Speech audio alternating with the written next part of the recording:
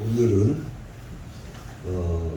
144조 주권적 의례 행사에 대해서 이제 교재 강의를 해보도록 하겠습니다.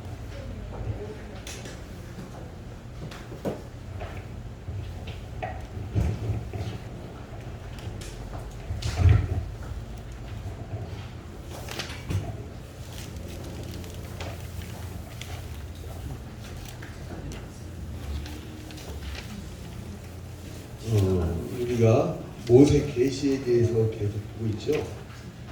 근데 이제 이 모세 계시를 볼 때에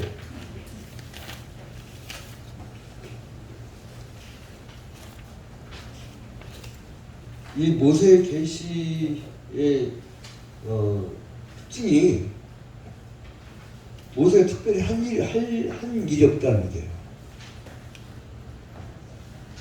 그러니까 개혁주 신학에서 가장 강조하는 게 그거잖아요. 하나님의 절대 주권. 개혁주 신학에서 가장 역점인 게 하나님의 절대 주권. 이제 이게 특징적인 것인데, 그러니까 인간의 공로주의. 인간이 뭘 할 수 있다는 게 아니라 인간은 할 수 없다라고 보고 하나님이 하신다는 거. 근데 실제로 출애굽을 가만히 보면 그 인간의 눈에 보이는 역사가 있고 인간 눈에 보이지 않는 역사가 있어요. 역사는 눈에 보이는 역사가 있고 눈에 보이지 않는 역사가 있죠. 눈에 보이는 역사는 뭐예요? 하나님이 예굽 땅에서 합비로 혹은 히브리인들 그 노예들이 탈출해 나온 것. 그러니까 어떤 기자가 보도를 한다고 하면 몇 년 며칠에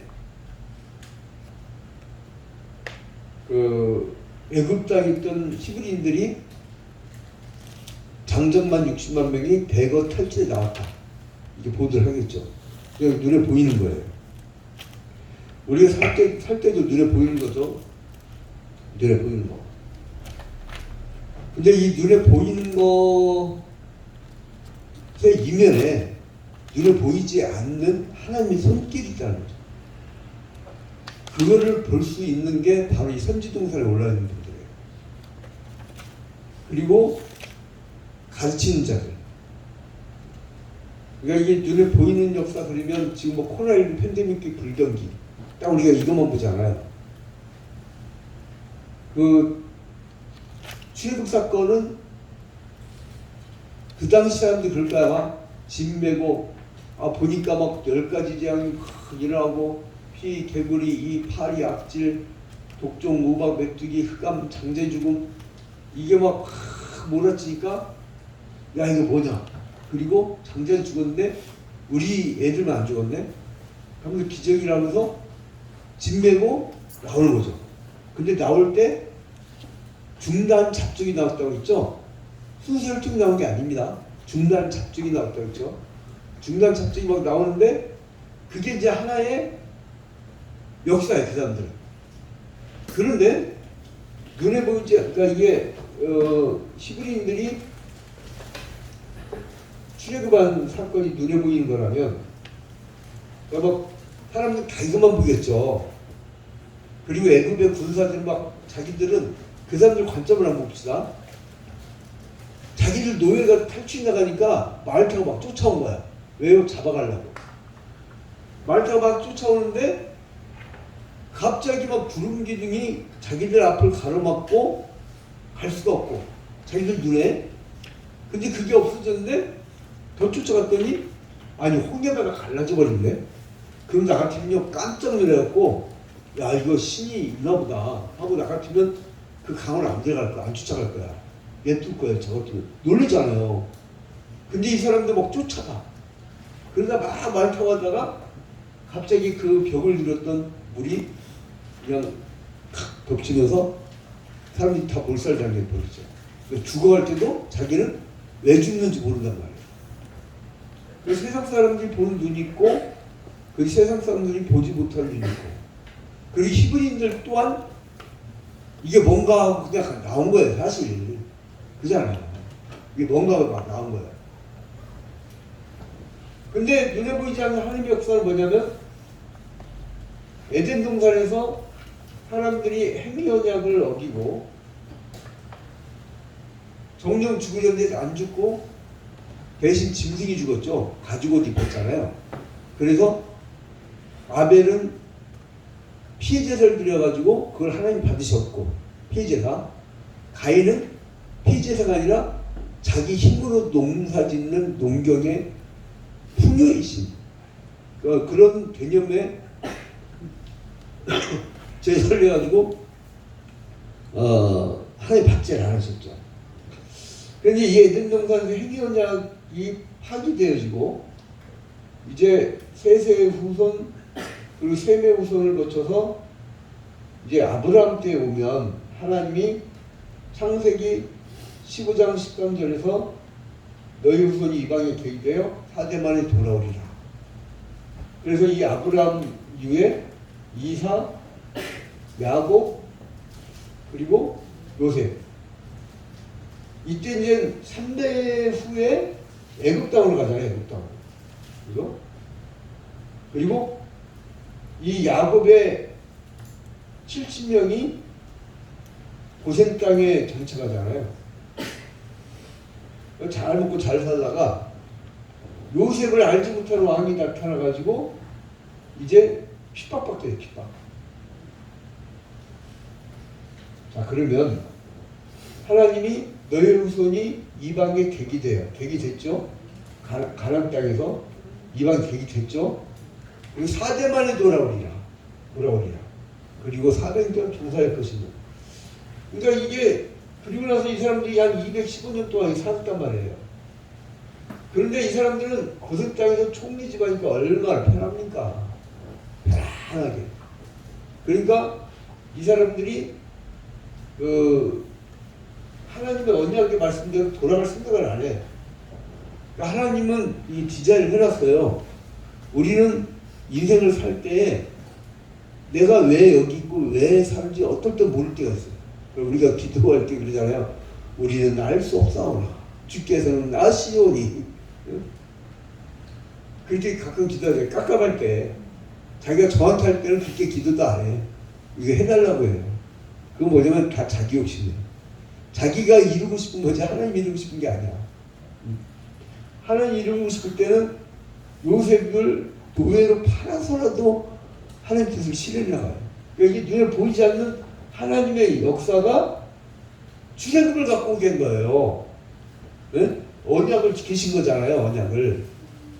그리고 언약의 백성들을 다시 가나안 땅에 보내시려고 하는 하나님의 눈에 보이지 않는 역사가 있어요. 근데 사람들은 눈에 보이는 역사만 보잖아요. 그래서 이거 뭐야? 웬 자연재해가 이렇게 나지?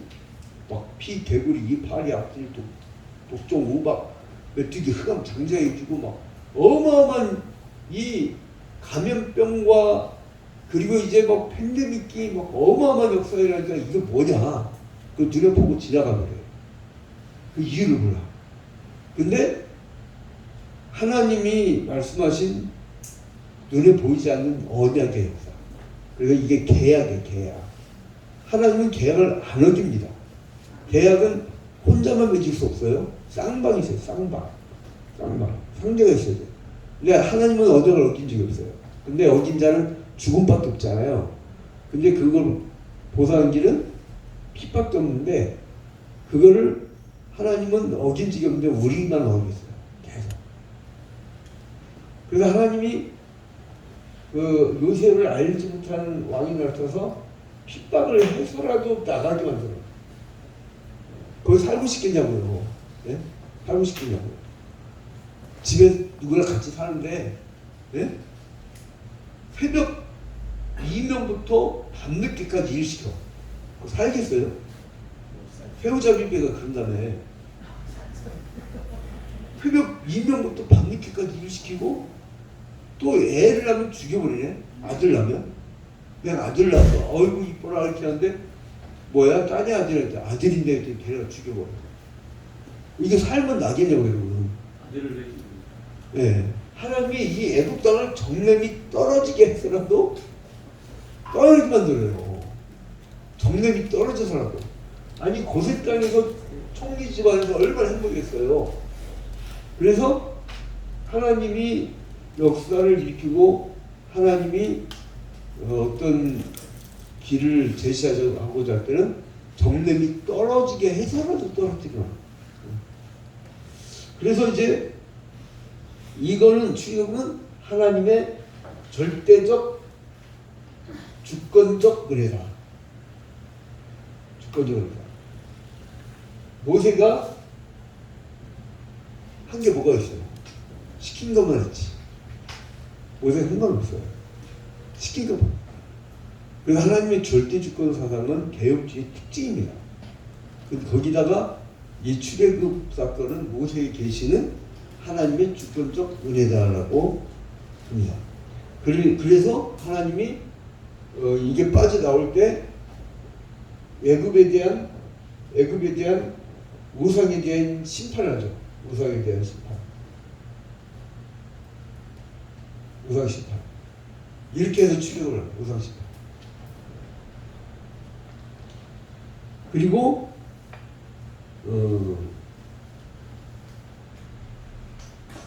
이 구원을 낸 백성들이 정말 마음에 들고 깔끔했던 사람들인가? 그게 아니라는 거죠.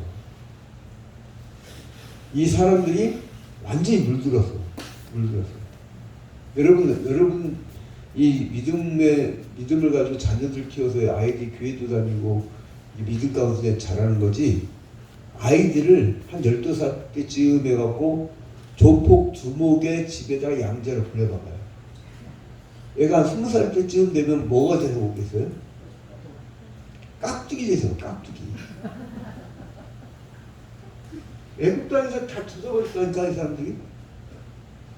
그러니까 나와갖고 뭘 만들어요? 모세가 아니도 아니야 40일밖에 안 비었어.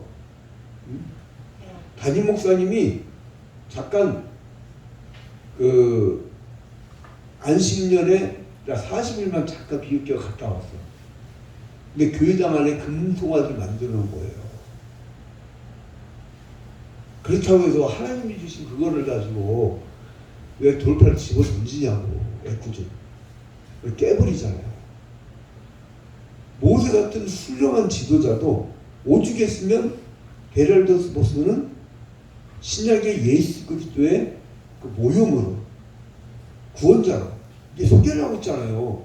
그 어마어마한 인물이 잠깐 40일 동안 휴가 갔다 와서 그것도 하나님의 부르심을 갖고 저쪽 호렙산에 올라가고 신에서 올라가고 하나님을 잠깐 만나고 내려왔는데 이것들이 교회당 안에다가 금송아지를 놓고 이게 하나님이라 섬기고 있네. 그거 어디서 다 배운 버릇이에요? 예? 애국 땅에서. 애국 땅. 제가 멋있는 책 이름을 한번 본 적이 있어요. 그 교수님 누구더라? 김기 교수인가? 아닌데? 구약학자인데 그 멋있는 제목이 있어요. 돈 back to the Egypt. 그러니까 애국으로 돌아가지 말자. 돈.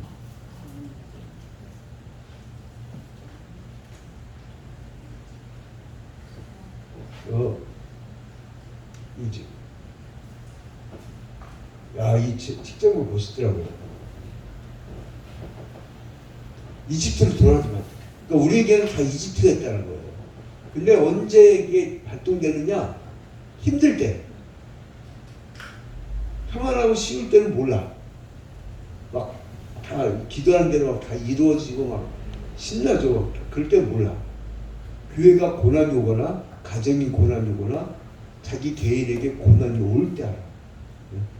그래서 사탄이 욥을 가지고 시험할 때 그랬잖아요. 하나님이 잘해주니까 저렇게 영광 돌리는 거지. 저거 다 뺏어가면 원망할 겁니다. 다 뺏어갔는데 원망하지 않는 죄, 원망하는 죄를 범치 아니하고 이렇게 써 있어요. 그러니까 마귀는 시험을 해갖고 뭘로 이기느냐? 기어코 원망이 나오게 만들어요. 기어코. 이게 공명현상이라고 옆집 아이가 울면 옆집 아이가 아무 이유도 없이 울어요. 이게 한쪽에서 원망이 나면요, 이게 마치 U자형으로 띵 하고 울리는 쪽도 같이 막 울리는 것처럼, U자 그 울림종처럼 한쪽 애가 울면 공명이라고 하죠. 공명 막 같이 울려요. 이렇게 애가 울어. 이유도 몰라. 그래서 누군가가 멈춰줘야 돼. 그거를.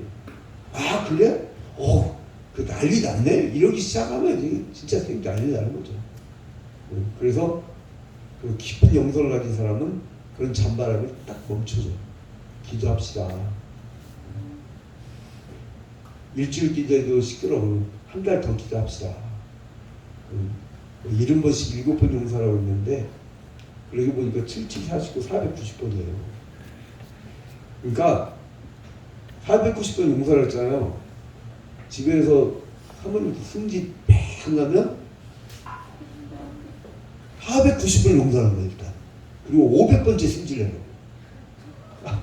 491번째.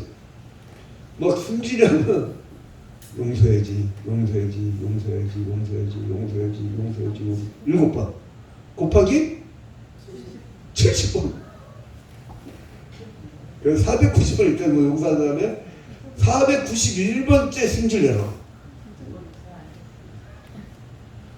그 참 주님의 말씀이 참 지혜로워요. 보면 저 해봤어요. 490번까지. 저 해봤어요. 해봤더니 속 터져 죽겠더라고.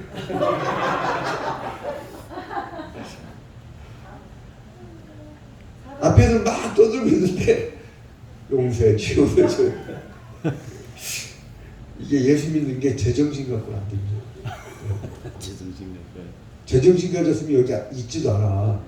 여러분 나가서 돈 벌어야죠. 세상은 이 돈의 신, 물질의 신, 만몬 신이 작동을 하잖아요. 우리 이게 돈하고 좀 떨어지는 사람들이에요. 이게 제정신 아니죠. 지금 돈 벌어야 돼요. 사방 돈 많이 버셨죠. 이 친구 좀 되면. 하나님 그냥 해주시는 것 같아요. 우리 김 목사님도 만만치 돈 버는 걸로 제가 알고 있는데. 이게 일장 충분히 아무것도 아니에요. 네.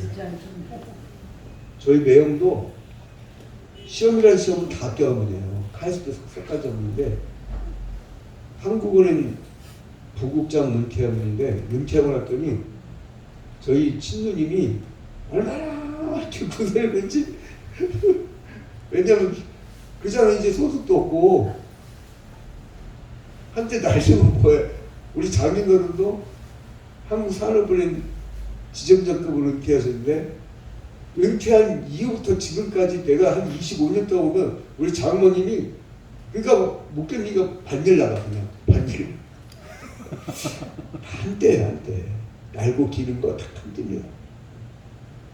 우리가 딱 눈 감으면 천국 입구할 때 서울대 출신을 따져요. 무슨 스펙을 따져요. 다 일정 충목이니까 아무것도 아니에요. 아무것도 아니에요. 뭐 양주동 박사도 가고 얘네랑 다 갔잖아요. 네? 그 다음 누가 기억을 해줍니까 이제? 이름 석자하고 업적만 남아요. 그래서 이제 이 사람들이 막 쓸데없는 거예요. 그러니까 그 젖어 있는 거지. 그러니까 출애굽을 해서도 광야에서 조금만 배고프면 고기를 안 준다고. 그러니까 하나님도 우리와 공유적 속성이 있습니다. 지혜, 지식, 사랑, 그리고 또한 뭐 미워하는 거 이런 게 공유적 속성이에요. 비공유적 속성은 불변성, 무한성, 영원성 뭐 이런 것들이 비공유적 속성. 하나님만 갖고 있는 거죠. 그러니까 하나님도 화가 나야 안 나요? 하나님도 화가 나요. 그래 고기 먹고 싶니? 메추라기를 막 썩을 때까지 버리냐. 그 메추라기 저주에 그 만나 먹고 좀 조용히 살지. 그 기독교인들이 희한한 게 뭐냐면 교회에서 기도에 마치고 마지막 기도가 뭐냐면 주기도문. 하늘에 계신 우리 아버지 이름이 거룩히 여김을 하시오. 나라의 임하옵시며 뜻이 하늘에서 이루는 것 같이 땅에서 이루어지이다. 오늘날 우리에게 일용할 양식, 날일자에다가 쓸 용자, 데일리 브레드. 그날 먹을 빵만 달라는 얘기예요. 그날 먹을 빵만. 그리고 딱 주기도문 끝나면 기도 제목 말하세요. 그러면 사업을 엄청나게 성공시키게 가요. 그러면 데일리 브레드가 아니라 뭐예요? 수십만 년 처먹고 살 걸 달라는 거 지금. 내일이면 그 만나 다 썩어버릴 건데. 그게 인간이에요. 그게. 그러니까 이게 애국 땅에서 배웠던 그 우상에 대한 것을 이 사람들이 나와가지고 또 금속을 또 만든다니까. 여러분 솔직히 얘기합시다. 우리가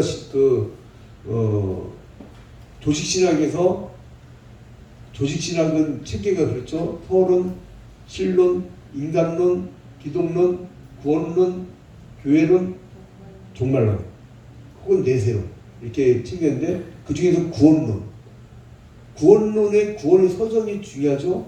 그래서 소명, 중생, 회심, 신앙, 칭의, 그리고 수양. 그러니까 하나님께서 예정하시고 부르시고 우리가 거듭나고 돌이키고 우리가 신앙을 갖고 하나님이 양자를 삼으시고 우리를 의롭다 칭해 주셔서 우리가 아들이 됐어. 그런데 과연 성화하고 견인 단계에서 우리가 계속 성화에 가냐고요. 승질벌이 안 바뀌어요. 그거 희한해. 왜 그런지 모르겠어요.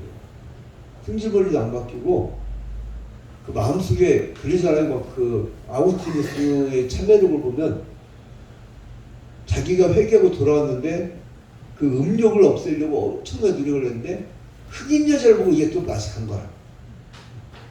그래서 자기가 그걸 괴로워하면서 막 쓴 글이 있어요.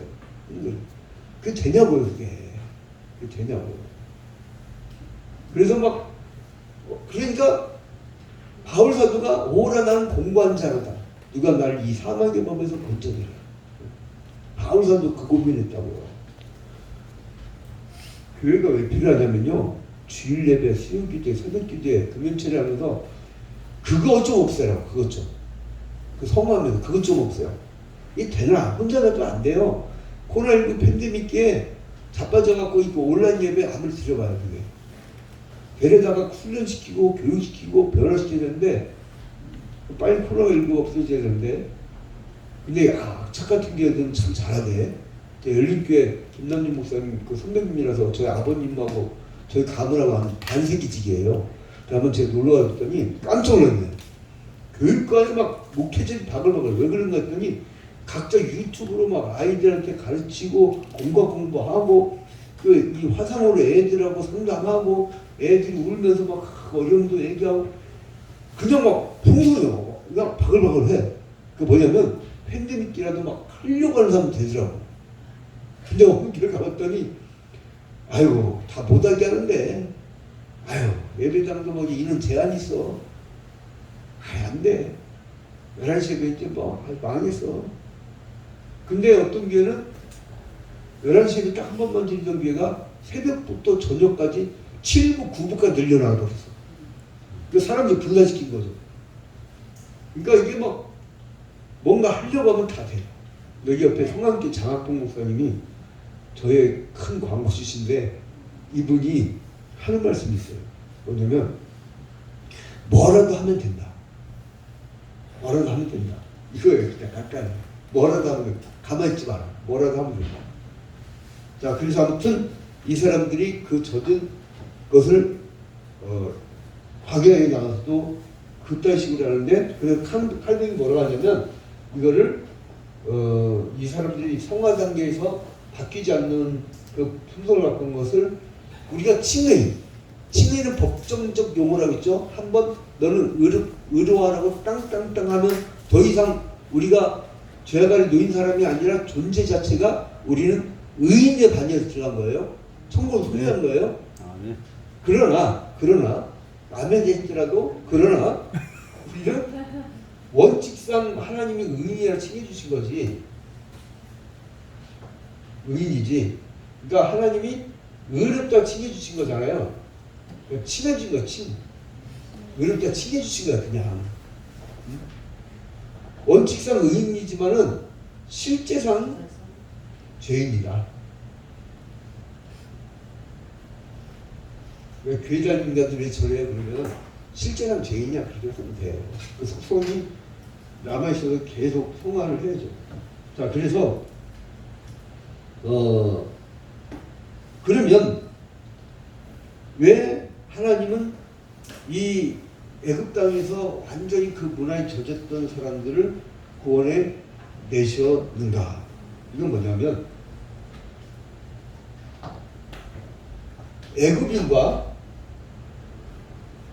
애굽인과 하나님의 백성 사이를 갈라두는 거예요. 딱 갈라두는 거예요. 그래서 하나님 백성만 빼어내서 광야에서 광야 교회라고 하죠. 광야 교회 누가 표현했죠? 이거는 바울 사도가 광야 교회에서 이 사람들을 뭐 하려고? 제사 공동체를 만들려고, 즉 신앙 공동체 만들려고. 그래서 이 백성들을 구별하는 구별하여 둠. 이거 게랄드 보서는 구별하여 둠이라고 해요. 구별하여 둠.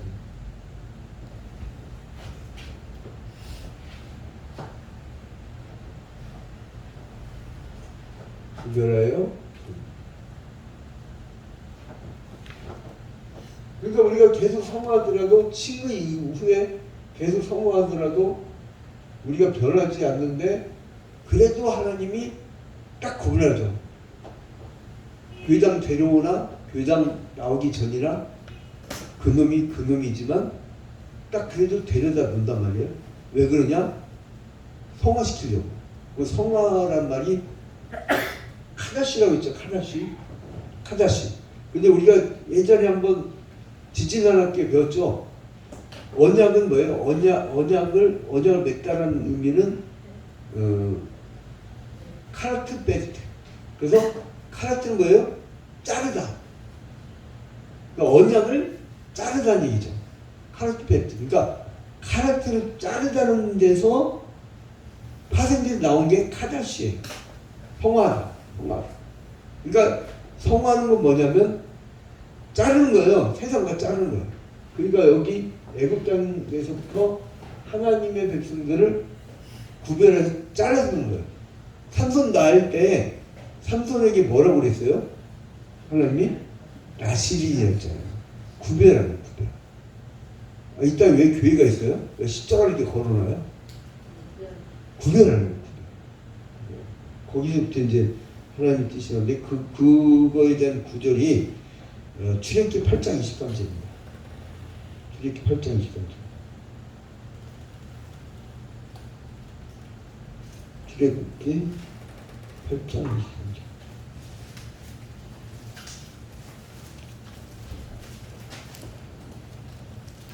자, 함께 읽을까요? 시작. 내가 내 백성과 네 백성 사이를 구별하리니 내일 네 표정이 있으리라 하셨다 하라 하시고. 이제 바로가 말 안 들으니까 그래? 이제 하나님이 하나님의 백성하고 니들 애굽 백성들하고 뭘 한다고요? 그 사이를 구별한다고요.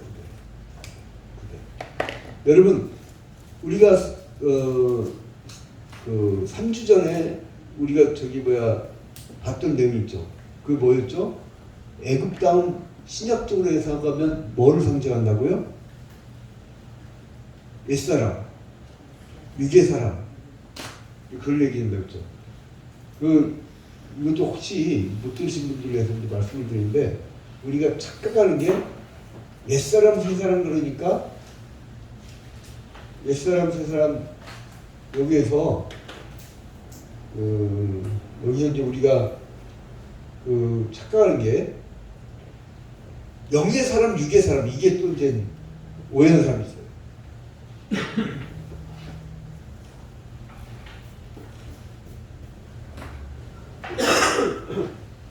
영의 사람과 육의 사람.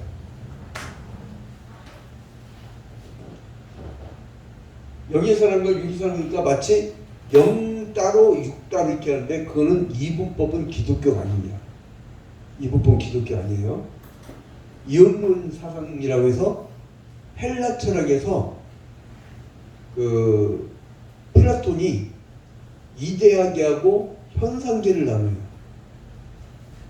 그리고 이데아계의 지혜를 좀 아는 사람들을 지혜인간이라고 하고 육의 사람에게 가까우면 가까울수록 그 사람을 노예 취급하는 거예요.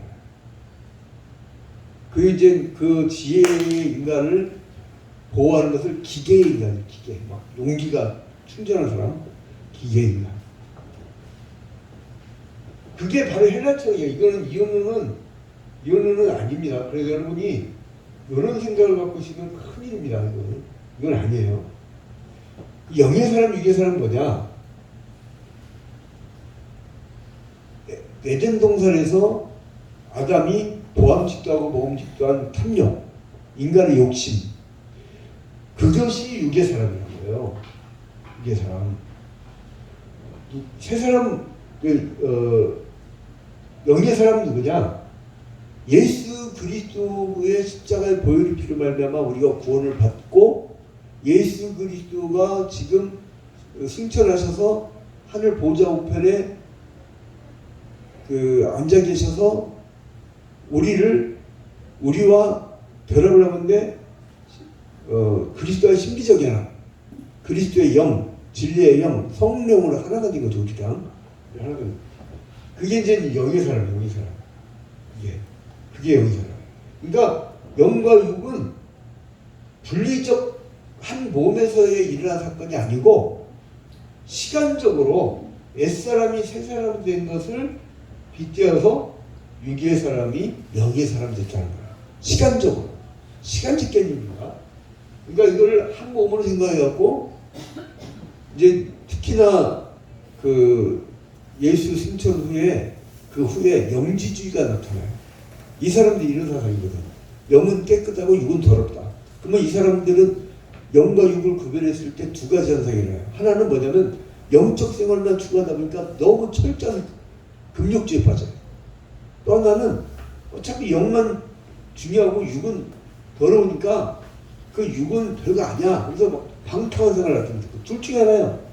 아주 금욕적이든지 아주 방탕하든지 극과 극은 통한다고 하잖아요.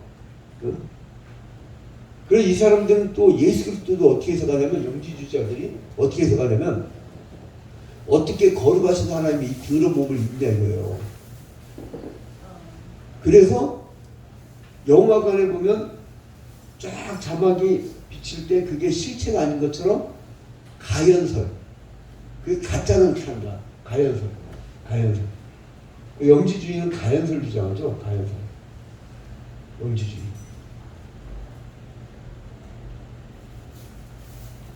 이 체제하고 이거하고는 완전히 다른 얘기예요. 완전히 다른 얘기예요. 그래서 이제 아무튼 구별해야 돼. 구별해서 꺼내 놓는 거죠. 그리고 이제 거기보다 좀 더 뒤에 보면 출애굽기 11장 7절에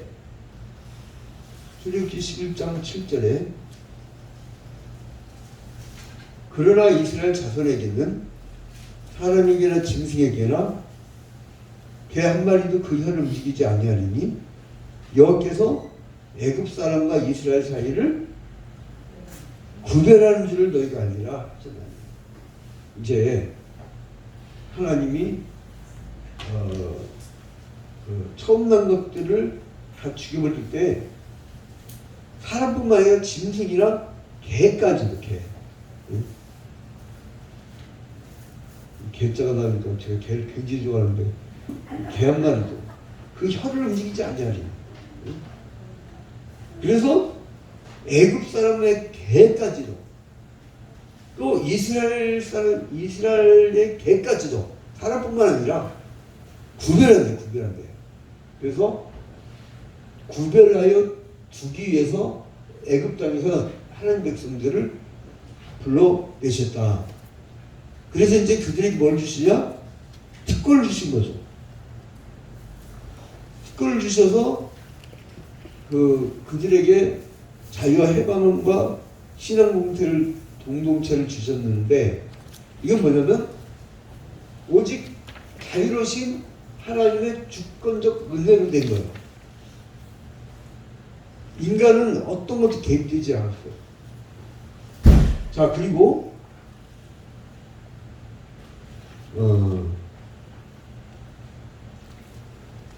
여기에서 이제 어떤 개념이 나타나기 시작하냐면 이 아들됨에 대한 개념이 나타나기 시작합니다. 그 아들됨. 그러니까 종살이 하다가 남의 집살이 한 거예요. 우리 죄의 집에서 남의 집살이 하다가 이제 하나님의 백성으로 아들 선무죠. 아들됨. 우리가 아들됨.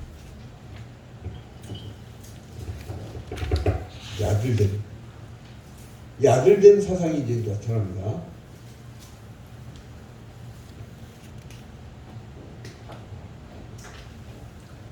이 아들됨의 사상이 나타나는데 애굽부터 구원을 하면서 출애굽기 4장 22절에 보니까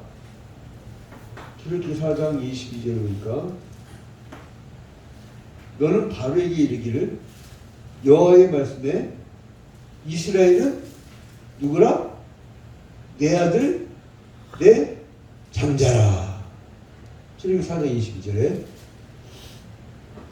이스라엘은 내 아들 내 장자라. 그러니까 내 집 자식인데 죄의 집 그리고 죽음의 집 사망의 음침한 집에서 살던 내 자식을 내버려 두겠냐고요, 부모가. 그래서 건져내는 거예요. 하나님은요 자기 자식들을 잘못된 꼴을 못 봅니다. 그래서 우리가 자신 있는 게 뭐냐면 요셉처럼 조금 내가 잘못되고 어려워져도 하나님은 악한 자도 자식에게 좋은 것을 줄 줄 알거든 하늘로 천부께서 너에게 좋은 것을 주시지 않겠느냐. 들풀기 피시는데 이 믿음이 없는 자들아 이렇게 하는 거죠. 그래서 이제 우리는 그분의 자녀가 됐다. 양자산문이라고 그 양. 이제 그런 사상이 나옵니다. 근데 이 아들이 될 때 조건은 뭐예요? 공적이 있어요 없어요? 인간에게 공적은 없다. 공적이 없고 오직 뭐예요? 하나님의 주권적 은혜로 이루어집니다. 그러니까 이것이 또 신약적으로도 우리가 하나님의 자녀가 된 것은 나의 공로주의가 아니라 하나님의 은혜로 됐다. 그러니까 신앙의 자세가 체계가 달라요. 공로주의는 나를 발동을 걸어요. 엑스타시 같은 것으로 발동을 걸어가지고 내가 뜨거워져야 돼. 내가 뜨거워져서 뭔가 신을 기쁘게 해. 그게 이제 이방신적 관점인데 이방신의 특징을 봐봐요. 뭐 갖다가 막 잔뜩 갖다 놔. 왜요? 업보 살라고. 정 갖다 놓을 게 없으면요 등산 가다 돌까지 싼다니까. 돌. 나 그거 돌 왜 쌌는지 그거 왜 모르겠어요. 그거 무너지고 큰일 다쳐. 어떤 애들 풀어가지고 거기 막 올라가고 놀려고 그래. 그거 무너지고 왜 큰일 다칩니다. 그거 왜 넣는데 그거? 그러니까 왜냐면 그게 쌓는 게 아니에요. 자꾸 공로주의. 인간적 종교는 공로주의입니다. 신에게 뭔가를 해서 즐겁게 하는 거. 그러니까 몰래 종교가 그거잖아요. 자기 아들을 잡아가지고 죽여가지고 피를 흘리게 해서 불태우면서 신을 기쁘게 하잖아요. 그러니까 공로주의. 응? 그러니까 모리아산에 아브라함이 그 몰래 종교의 문화가 많이 젖어 있을 때 이 사람이 자기 아들 막 죽이려 할 때 그 공로주의를 그러니까 물론 순종의 자세 막 이런 걸 강조할 수도 있지만 뒤에서 아브라함아 부르면서 뭘 준비해요? 양을 준비하잖아요. 그게 나중에 유월절 어린 양이 돼서 십자가 달려 죽으신 예수를 대표하는 거잖아요. 너는 네 공로를 내는 게 아니야. 내가 대신 양을 준비해 놓을 테니까 내가 네 정성을 봤어. 근데 이제 우리는 지금도 뭔가 막 공로주의에 빠져 있어요. 공로주의에 빠진 율법주의는요, 남 보면 답답해. 왜 저렇게 못할까? 그 지는 잘하나? 막 그 답답해. 근데 이 개혁주의적 신앙은요, 내가 발동 거는 게 아니고 성령이 임하는 거예요. 그러니까 소명도 그렇잖아요. 그 외적 성령 같은 경우는 예수 믿으세요라고 예수 그리스도 복음을 증거하는 거지만 내적 성령은 성령이 임하는 거잖아요. 그 성령이 한번 임하시면 우리가 거듭나고 돌이키고 이제 우리가 신앙을 갖게 되는 그런 체계죠. 자, 그러면 공적을 요구하는 게 아니고, 그래서 이제 이들에게 표현을 썼던 게 뭐냐면, 이제 그 안다라고 하는 애정적 표현을 썼다는 거예요. 출애굽기 2장 24절에 안다, 첫 번째는 안다, 이걸 써있구나. 첫 번째는 그래서 첫 번째는 안다.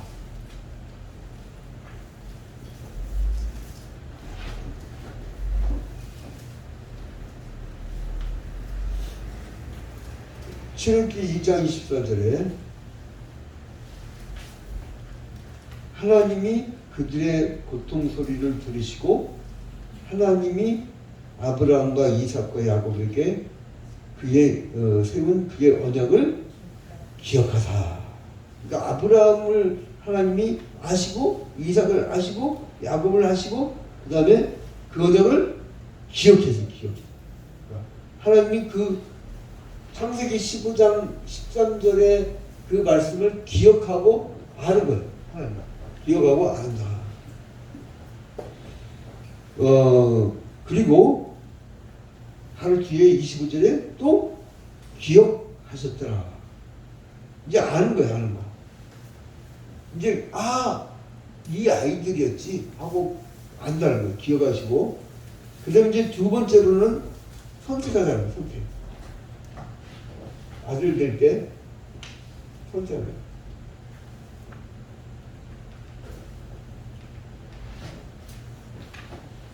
이 선택한다는 그 단어는 신명기적인 어떤 특징인데 이것은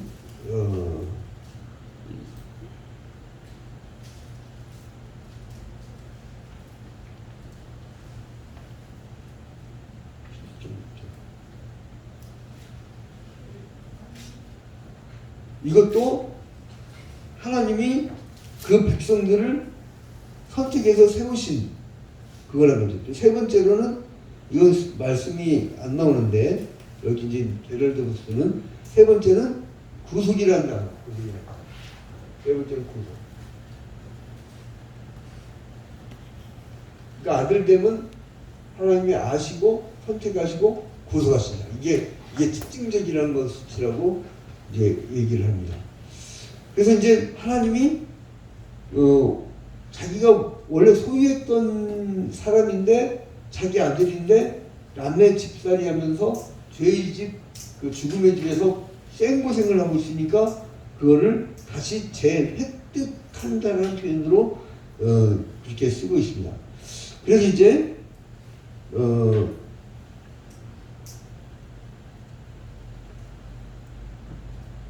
이들의 특징을 보면 나중에 출애굽한 뒤에 모세가 아말렉과의 전쟁을 할 때 하나님이 중지시키죠. 그 사람을 뭘로 중지시켜요? 너는 가만히 서서 내가 하는 일을 보라. 그런데 여기서 하나님의 오늘 핵심적이잖아요. 주권적으로.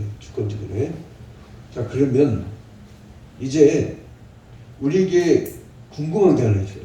지금 모세계시를 보고 있잖아요. 모세계시. 지금 모세계시. 우리가 이제 모세계시를 계속 보고 있는데 지금 이게 다 모두 다 모세계시에 대한 얘기예요. 근데 하나님 나타나가지고 계속 말씀을 해주잖아요. 코치를 해주잖아요. 그러니까 시합을 할 때 세계 최고의 코치가 코치를 해주는 거예요. 근데 코치를 해주는데 그 코치해주는 방법이 왜 우리는 지금도 하나님이 나타나고 야 아무개야 그리고 성대야 충무야 하나님께서 말씀하시면서 나타나고 얘기하면 얼마나 속 시원해요. 깜깜이 죽겠는데 평안아 너는 내 미래는 어떻게 될 거다 이렇게 하면 얼마나 간단해요. 미야리가 하면 시원한데 하나님은 이게 시원하지 않아. 근데 왜 그럴까? 왜 모세와 같이 될 수 없는가 우리는? 옛날 지금이랑 같은 사람인데 근데 오늘 같은 모세 같은 사람이 나타날 수 있는가? 이제 이 문제에 봉착하는 거죠. 근데 예수 그리스도 후에는 확 달라진 거예요. 그전에 선지자도 나타났고 선지자에게 말씀도 하셨고 선지자가 말씀을 전달했고 또 모세 이전에도 하다못해 아담도 죄를 지었을 때 아담아 나가 네가 어디 있느냐까지 말씀하시고 아브라함이 나타나시고 말씀하셨잖아요. 근데 그러한 것이 그냥 우리가 단순히 그 하나님 그 하나님이라고 생각하는 단순 논리에 빠지면 해석이 안 됩니다. 예수님 후에는 완전히 달라졌는데 그 뭐냐면 성경에는 공식 같은 게 있어요. 그걸 딱 잘랐고 하나님 간단히 말씀하셨는데 옛날 언약과 새 언약 즉 구약 성경하고 신약 성경으로 나눠 주셨죠. 자 이것을 뭐라 하냐 계시의 발전사예요. 여기 쭉 갈 때 계시의 발전사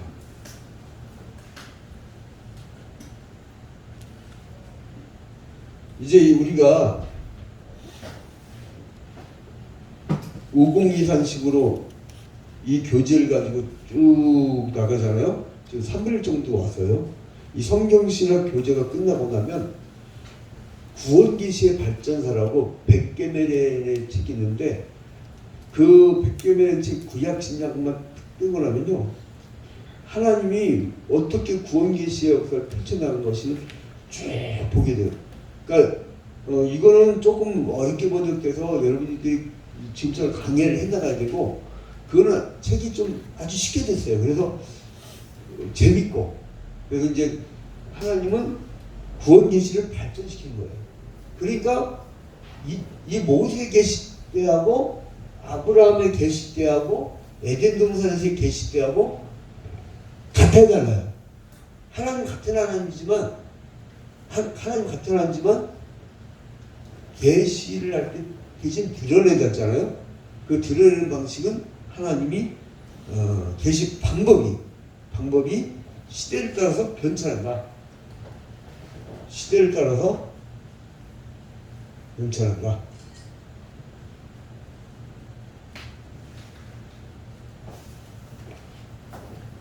우리 어렸을 때요 교회당이 풍금밖에 없었어요.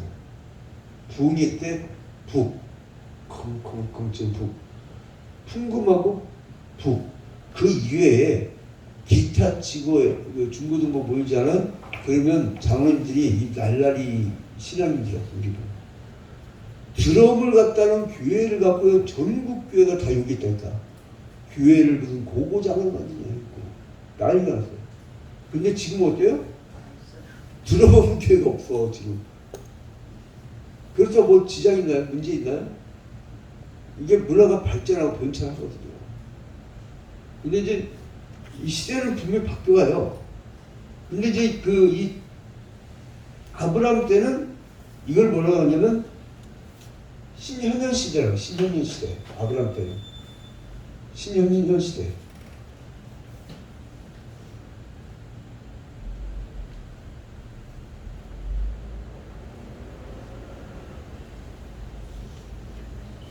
이거를 대옥 파니케이즘이라고 하죠.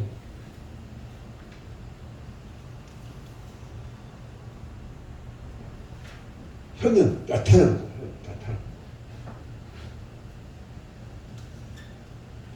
이제 아브라함이 세 천사 중에 두 천사가 소돔과 고모라 성에 간 다음에 이제 한 천사 앞에 섭니다. 근데 그거를 뭐라고 하냐면 여호와 앞에 섰다고 해요. 여호와 앞에 섰다. 그러니까 이것은 하나님의 형체를 입고 나타나는 듯한 그런 표현을 써요. 그 신hun년 시대라고 하죠. 그 다음에 야곱이 야복강가에서 누구랑 씨름을 해요? 예? 한 사람하고 저기 하는데 환도뼈 여기를 막 여기 고관절 탁 치니까 이거 완전 부러져 버리니까 이거 뭐 어떻게 해요?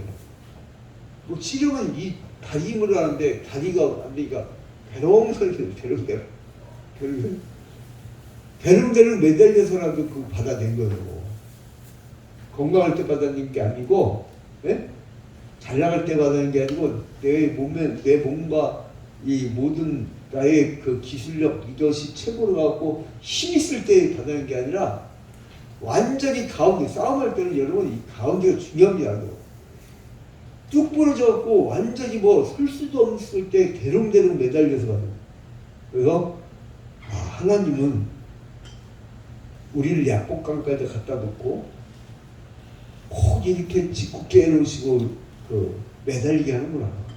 이걸 이제 알 수 있는데 참 마치 그거죠. 근데 그 중요한 게 뭐냐면 근데 여기서 하나님의 사자를 보내셨다는 용어가 나와요. 하나님의 사자가 보내셨다. 뭐 어떤 사람은 1위가 아니라 2위의 하나님이라고 이렇게 얘기를 하는데 뭐 그리스도라고 표현도 하고요. 여러 가지 설이 있습니다. 자, 근데 그 삼손의 아버지 마노에게 나타나가지고 내 이름은 기묘라라고 해요. 기묘. 근데 이 기묘랄 때 이사야 9장에 보니까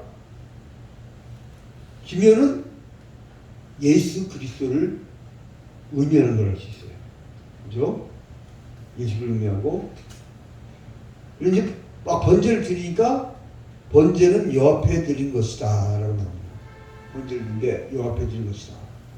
그 모세는 근데 여기 이제 모세 시대로 이렇게 딱 넘어가면 두 번째 모세 계시 모세는 하나님의 지시를 받아서 이 사람도 따르죠. 하나님의 지시에 따라서 움직이는데 이제 두 번째 이게 1번입니다. 신년년 시대 대역한 게이즘 아브라함하고 그 이제 모세 시대는 신영감 시대. 이것이 신영감 시대.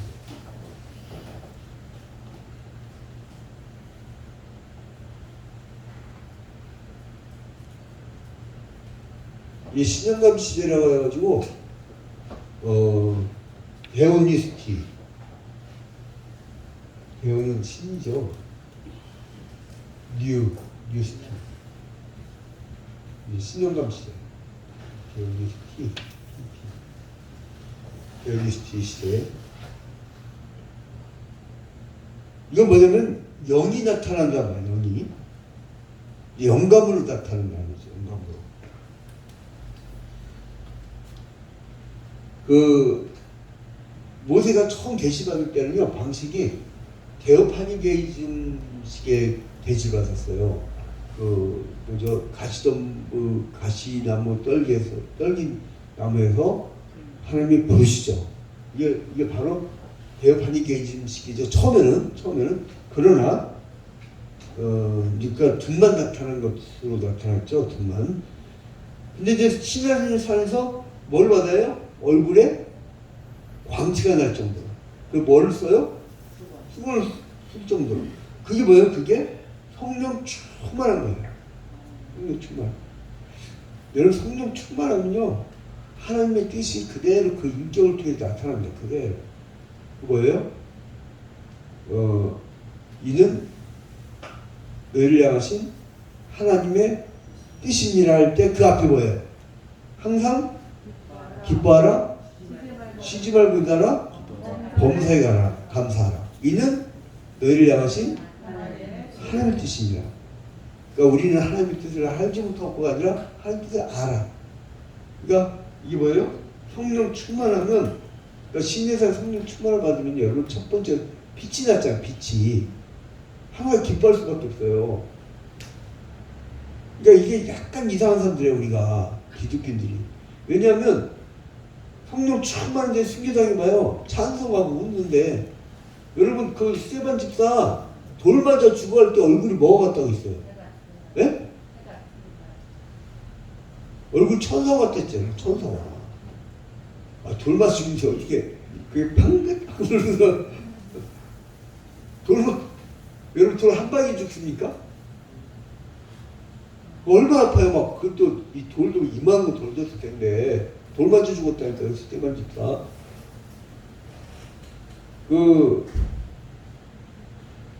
그거 마찬가지예요. 그러니까 성령 충만하면 그렇게 돌 맞아 죽어가는데도 항상 기뻐하라. 쉬지 말고 있다하라. 범사에 감사하라. 이는 너희를 향하신 하나님의 뜻이에요. 그러니까 이 성령 충만을 하고 하는 뜻을 아는 사람의 그 특징이라는 거예요. 그러면 성령 충만을 받은 얼굴이 그 빛이 났고, 그리고 기적을 나타낼 때 꼭 하나님은 모세를 통해서만 기적이 나타나요. 기적.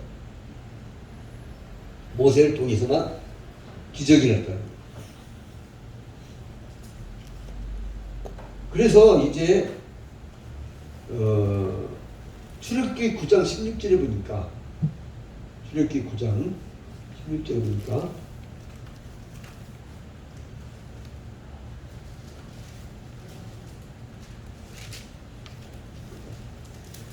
구장 16절에 함께 읽을까요? 내가 너를 세웠음은 나의 능력을 내게 보이고 내 이름이 온 천하에 전파되게 하려 말씀이라. 그러니까 하나님이 모세를 통하여서만 이제 하나님의 능력이 나타나게 한 거예요. 통로. 딱 모세로만. 그런데 예수 그리스도를 통해서 예수 그리스도가 제사장직, 선지자직, 왕직, 이 3직을 가지고 역할을 하다가 승천하시면서 우리한테 부탁하셨죠. 너희는 가서 온천에 다니며 만민에게 복음을 전파하라. 그리고 그 온천에서 제자를 삼으라 했죠. 우리한테 유임을 하시고, 유임을. 그러니까 모세 시대 때는 모세를 통해서만 했다라고 그 출애굽기 9장 16절에 나오지만, 그렇게 모세를 통해서만 능력이 나타났지만 신약 시대는 그게 아니죠. 모든 사명자들에게 다 위임한 거예요. 그러니까 나를 통해서만, 이거는 아니라는 거죠. 특정 인물, 문선명, 이만희, 누구야, 안상호, 하나님께 죽었는데도 지가 하나님이라면 하나님이 죽었는데 또 부인 하나님이 있어. 이게 참, 이게 그것이랑 또 걸리지. 이것들 아주 그냥 고소하는데 무섭더라고요. 일주일에 3건씩 오세요. 유병원 부인이 저를 한 주에 결혼한 동호회사 3번 고소하는데 그 정치가 되고 당하는데. 근데 아무튼 간에 지금요, 만약에 오늘날 모세 같은 사람이 나타났어. 갑자기 무라고 하는 사람이 나타나고, 무라는 사람이 나타나고, 내가 모세야, 나를 통해서 하나님의 뜻이 나타날 거야. 그러면 어떻게 돼요? 달리 얘기하면 뭐예요? 나만 하나님을 통하고 너희들은 아무것도 없는 자들이야, 이 얘기예요. 그러니까 예수 그리스도께서 승천하시고 제자들에게 사명을 맡기셨는데 너희는 아무것도 아니고 나만 갖고 있어, 이제 이런 자세란 거죠. 응? 자, 그래서 모세만 통했기 때문에 모세만 통했기 때문에 이 시대는 모세가 시내산에 간 동안 그 시대가 어떻게 되느냐? 암흑시대가 되잖아요. 암흑시대. 시내산에 올라가니까 백성들은 암흑시대가 돼요. 이 당시는 왜 그러냐? 바로 데오니스티 시대니까, 신영감 시대니까, 한 사람을 통해서만 말씀하는 시대니까. 자, 이제 그러다가 이 모세를 통해서만 했던 사역이 선지자들, 여럿이 나타나죠. 선지자들을 통해서 나타난 시대가 바로 사무엘 시대부터 나오는데 데올로직이라고 하죠. 데올로직. 두 번째 사무엘 시대 이후 이렇게 데올로직. 이거 선지자를 통해서만 말하는 거예요. 이제 이후에는 이제 성령 시대인데, 이제 빨리 이제 변호를 같이 네 번째 성령 시대.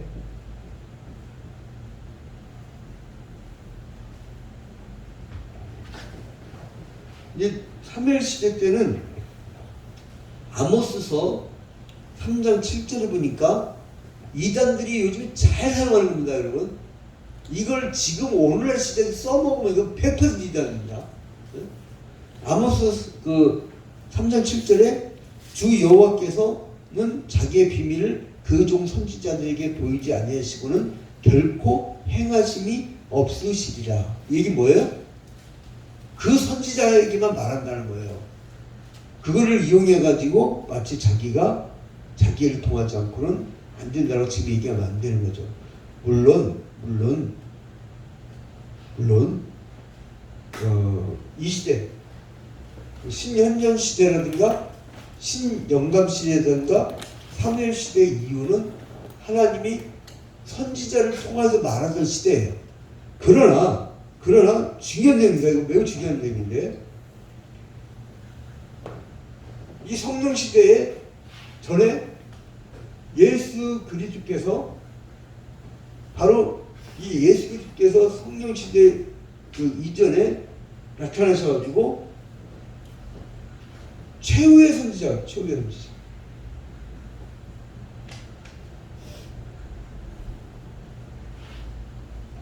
구약의 최후의 선지자가 세례요한이잖아요. 근데 이 예수 그리스도께서 바로 한 사람을 통해서 계시하셨던 그 최후의 선지자로 되셨다가 이제 승천하셔가지고 하늘에서 하늘 보좌 우편에서 우리에게 영으로, 예수 그리스도의 영으로, 진리의 영으로, 즉 성령으로 우리가 신비적 연합을 했어요. 신비적 연합.